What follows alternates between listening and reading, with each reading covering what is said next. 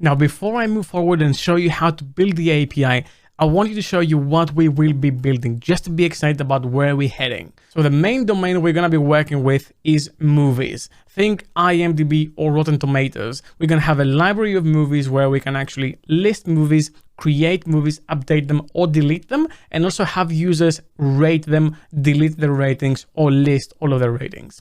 And if I want to list all the movies, then I can simply make that request and I can see all the movies I have in the system. You can see things like an ID, a friendly title, the actual title, rating and my own user rating, and then the year of release and also all the genres of that movie.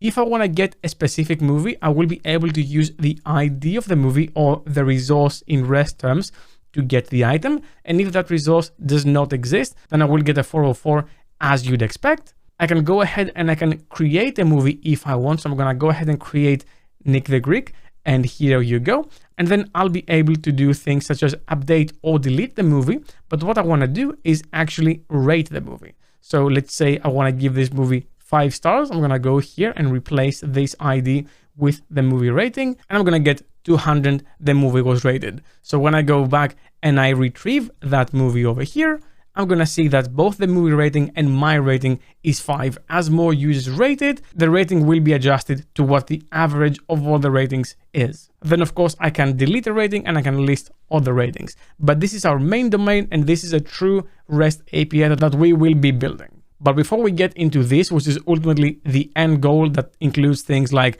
filtering, pagination, sorting, and all that good stuff, let's see how we can get there. And we're going to start by creating the project. One last thing I want to point out is that to make it easier for you to follow the course, I actually have this help us folder over here, which contains a Postman collection, which you can actually go in Postman if you're using Postman as well, and import here so you can have the same collection as I have over here with ratings, movies, and identity. And I also have a movies.json that has tons of movies over here, as you can see, that you can just copy and then use in the application as we go.